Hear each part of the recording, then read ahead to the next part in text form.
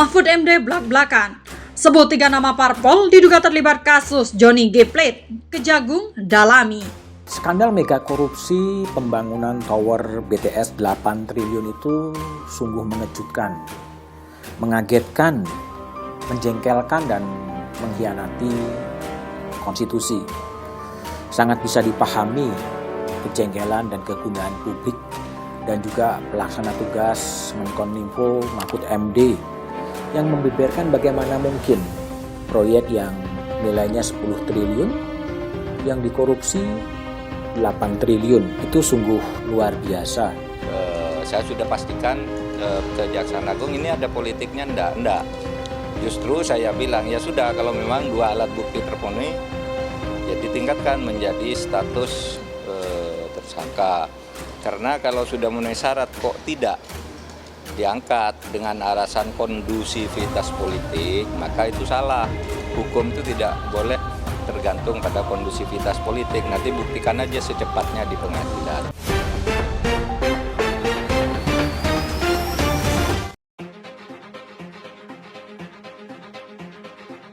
Menko Polhukam Mahfud MD blak-blakan menyebut 3 nama partai politik yang diduga terlibat atau menerima aliran dana dari kasus penyimpangan proyek BTS 4G yang menyeret Johnny G. Plate ke ranah hukum.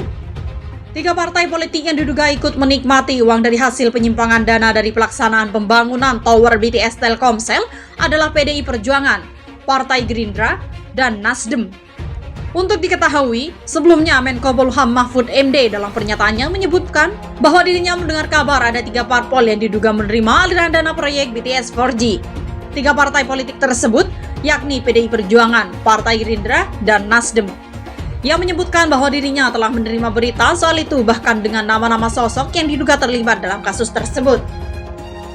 Ya, saya juga dapat berita itu dengan nama-namanya, kata Mahfud dalam konferensi pers di kantor Kominfo, Jakarta Pusat pada Selasa 23 Mei 2023. Untuk hal tersebut, kini Kejaksaan Agung RI sedang mendalami dugaan penyelewengan dana dalam pembangunan tower BTS yang mengalir juga ke partai politik atau parpol.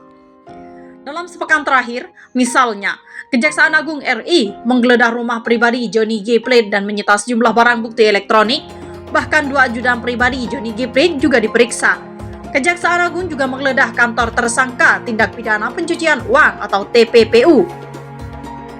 Terkait korupsi BTS Kominfo, Windy Purnama pada Senin 29 Mei 2023. Kantor yang digeledah yaitu PT Multimedia Berdikari Sejahtera yang berlokasi di Jalan Raya dan Bogor, Tangerang, Banten.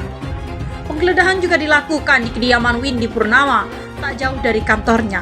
Penggeledahan dilakukan di rumahnya yang berlokasi di Perumahan Arcadia, Tangerang, Banten.